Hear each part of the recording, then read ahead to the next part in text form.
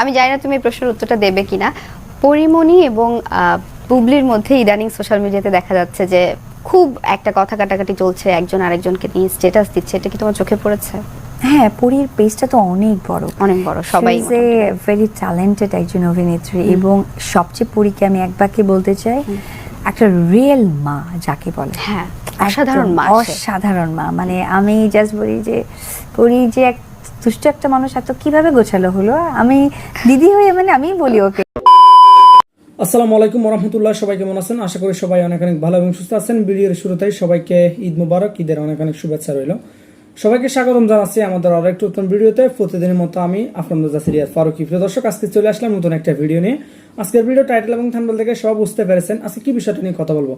আজকে কথা বলবো ডালিউডের জনপ্রিয় চিত্রনায়ক শাকিব খান এবং চিত্রনায়িকা অপু বিশ্বাসকে নিয়ে। সম্প্রতি সমকালের ঈদ আড্ডায় চিত্রনায়িকা অপু বিশ্বাসের কাছ থেকে জিজ্ঞেস করা হয়, শাকিব খান যদি ঘুম থেকে উঠে যদি শোনেন আপনি শাকিব খান আরো একটা বিয়ে করেছেন, তাহলে তা আপনার বা অবস্থান বা রিয়াকশনটা কেমন হবে? এমনটা বলার সাথে সাথে চিত্রনায়িকা অপু বিশ্বাসের চেহারাটা একদম ফ্যাকাশ হয়ে গেছিল। এর পাশাপাশি সমকাল ঈদ আড্ডা অনেক কথা হয়েছে চিত্রনায়িকা অপু বিশ্বাসের সাথে অনেক তাই এক মুহূর্ত নাটেন আজকের ভিডিওটি সবাইকে ধৈর্য সহকারে শেষ পর্যন্ত দেখার অনুরোধ রইল। তার আগে আপনারা যারা আমাদের চ্যানেলটিতে এখন সাবস্ক্রাইব করে সাথে থাকবেন, যারা ইতিমধ্যে সাবস্ক্রাইব করেছেন তাদেরকে অসংখ্য ধন্যবাদ। তো দর্শক, চলুন আমরা একটা ভিডিও ফুটেজের মাধ্যমে একটু বিস্তারিত দেখে আসি। এই ভিডিওটা সম্পূর্ণ ক্রেডিট থাকবে সমকাল এন্টারটেইনমেন্ট। তো দর্শক, আর বেশি কথা না বলে আমরা একটু ভিডিওটি দেখে আসি। বাড়িতে ফিরছি তখন ফুল ফ্যামিলি। আচ্ছা, আমি জানি না তুমি এই প্রশ্নের উত্তরটা দেবে কিনা। পরিমণি এবং বুবলির মধ্যে ইদানিং সোশ্যাল মিডিয়াতে দেখা যাচ্ছে যে খুব একটা কথা কাটাকাটি চলছে, একজন আরেকজনকে নিয়ে স্ট্যাটাস দিচ্ছে, এটা কি তোমার চোখে পড়েছে?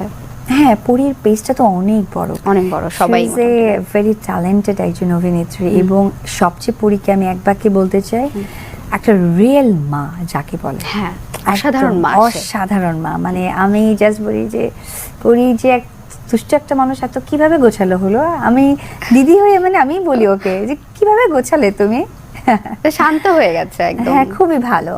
হ্যাঁ, স্ট্যাটাসের কথা যেটা বলছিলে সেটা হচ্ছে যে দেখো, এখানেই তো প্রসঙ্গটা, ব্যাপারটা ইমোশনাল না প্রফেশনাল। আমার স্ট্যাটাসের সময় ওনার গায়ে লাগেনি। আমার স্ট্যাটাসের সময় আমি যখন আমার বাচ্চা নিয়ে টিভিতে এসেছি তখন ওনার কি মনে হয়েছিল আমি মানে কি বলবো, মানে আমি কি ইয়ে করতে এসেছি, বাচ্চা নিয়ে কে প্রফেশনাল করে, নেচার রিভেন্স নিয়েছে। সো অন্যের মাকে বাচ্চার ইমোশন নিয়ে কথা বলাটা কেমন লাগে সেটা সে বুঝতে পেরেছে, নাম্বার ওয়ান। আর নাম্বার টু,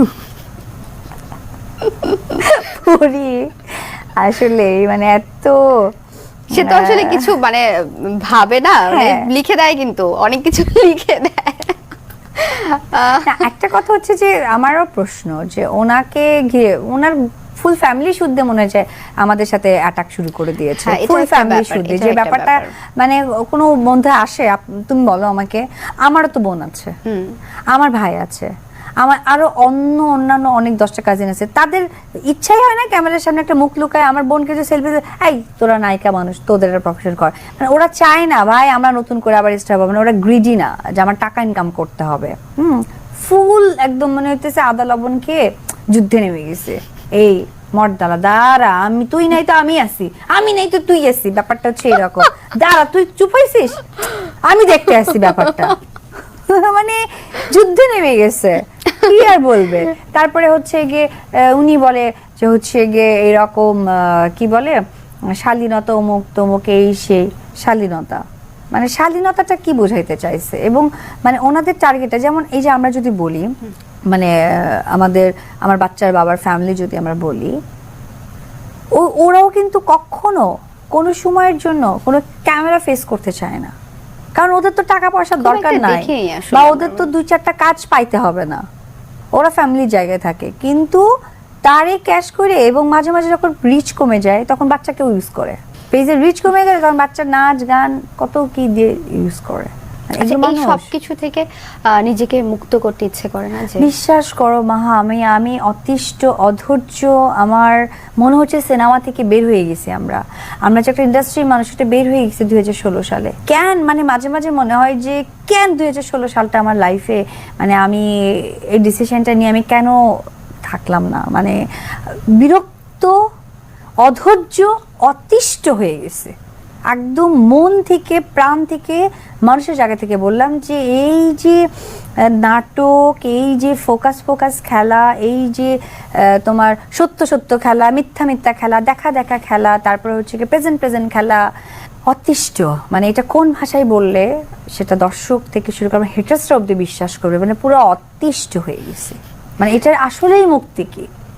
আমরা দোয়া করি অপু বিশ্বাসের জীবন থেকে আমি সবকিছু আজকে চলে যাক। মানে আমি স্ক্রিনে বলতে চাই যে আল্লাহ তাআলার কাছে আমি সত্যি মানত করি, এই যে শুরু হয়েছে, আল্লাহ মুক্তি দাও, প্লিজ মুক্তি দাও আল্লাহ। আল্লাহর কাছে একদম বলি যে আল্লাহ যদি কোনো দিন একটা পবিত্র কোনো কাজ করে থাকি, আল্লাহর কাছে আমি একদম দোয়া চাই, 2 হাত তুলে মুক্তি দাও। আর ভালো লাগতেছে না, বিরক্ত ধরে গেছে, অসহ্য ধরে গেছে। মানে গেমটা, মানে আমি তোমার সাথে বসে আছি, সমকালে প্রোগ্রাম করছি, এটা আমার জানাতে হবে XYZ চ্যানেলকে। আদারওয়াইজ আমি মনে করি অপু বিশ্বাস মাহার সাথে প্রোগ্রামই করি নাই। আচ্ছা, দ্যাটস ইট। আচ্ছা, এখন আমার আরেকটা প্রসঙ্গে একটু ছোট্ট করে কথা বলার আছে, আমরা শেষ করব প্রায়।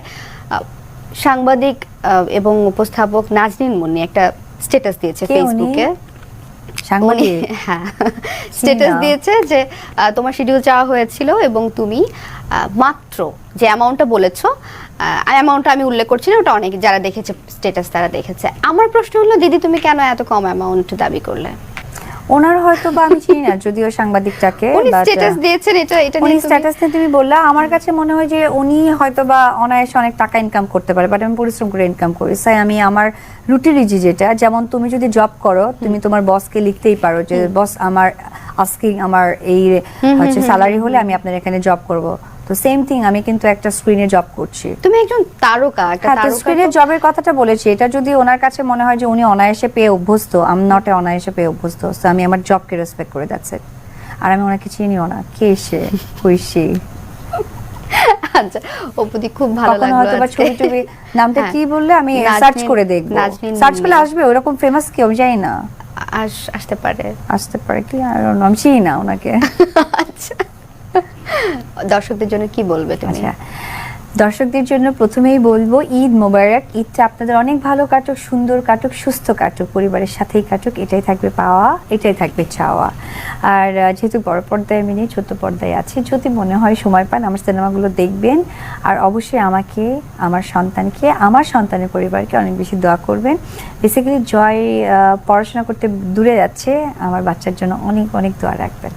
আচ্ছা, আমার লাস্ট কোয়েশ্চেন, তারপর আমি বিদায় নিয়ে নিচ্ছি দর্শকদের কাছ থেকে। ঘুম থেকে একদিন উঠে দেখলে যে বিয়ে করছেন শাকিব খান, কি রিয়াকশন থাকবে তোমার? রিয়াকশনটা একটু দেখতে চাই।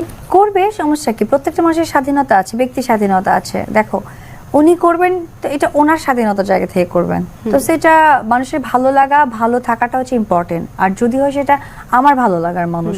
অপুদি সত্যি আসলে ভালোবাসেন অবশ্যই। এটা নিয়ে আমার দেখো, আমাকে বেশ হেটার্সরা বলে যে সারাক্ষণ ওনার মুখে ওনার নামটা কেন থাকে। তো হেটার্সদের কি ধারণা যে আমার মতো কি, আমি কি অন্যদের মতো বিভিন্ন জায়গায় ঘুরে বেড়াবো, যেটা তার ওয়াইফরা আবার মানুষকে ডিসক্লোজ করবে?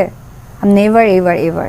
আমার প্রেম হয়েছে, বিয়ে হয়েছে, আমার বাচ্চা হয়েছে, সো এই তিনটা এক জায়গায় সীমাবদ্ধ। তোমার কখনো একটু হলেও কি ভালোবাসাটা তার জন্য কমেছে, নাকি সবসময় একরকমই? দেখো, তার প্রতি আমার অনেক রাগ ছিল, সেটা টিভি মিডিয়া অনেক দেখেছো, প্রচুর রাগ ছিল, রাগ, অভিমান, জিদ, যা খুশি বলতে পারো। এই রাগটা গললো কবে বলো তো?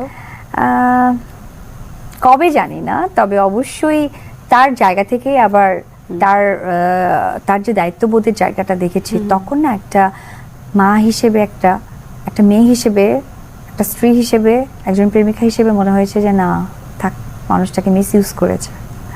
আমার জানার ভুল ছিল, আমি একটু না রাগী প্রকৃতি, এটা সকলেই জানে।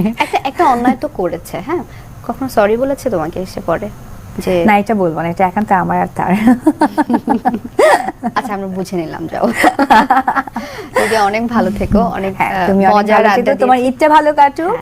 আর এত সুইট একটা মানুষকে দেখলাম, সত্যি ভালো লাগছে আজকের দিনটা। Thank you so much. তুমি অনেক ভালো থেকো, ঈদ মোবারক তোমাকে, ভালো কাটুক তোমার আগামী দিন। প্রিয় দর্শক, এই ছিল আমাদের আজকের সমকাল ঈদ আড্ডা। আশা করছি উপভোগ করেছেন আপনারা। তো প্রিয় দর্শক, আজকের ভিডিওটি দেখে আশা করি বুঝতে পেরেছেন, আজকের ভিডিওটি অনেক তথ্য আপনারা ইতিমধ্যে জানতে পেরেছেন। ভিডিওটি কেমন লেগেছে আপনারা দ্রুত কমেন্টে জানিয়ে ফেলুন। যারা আমাদের চ্যানেলে থাকবেন চ্যানেল সাবস্ক্রাইব করে সাথে থাকবেন। দেখাবো অনেক কোনো ভিডিওতে। অবশ্যই ভালো থাকবেন, সুস্থ থাকবেন। চ্যানেলটিতে নতুন থাকলে চ্যানেল সাবস্ক্রাইব করে সাথে থাকবেন। যারা সাবস্ক্রাইব ইতিমধ্যে করেছেন তাদেরকে অসংখ্য ধন্যবাদ। যারা সাবস্ক্রাইব করেনি তাদের উদ্দেশ্যে একটি কথা বলবো, দেখতে থাকুন, আমাদের চ্যানেলের সাথে থাকুন। দেখতে দেখতে ভালো লাগে, ভালোবাসা হয়ে যাবে ইনশাআল্লাহ। আল্লাহ হাফিজ।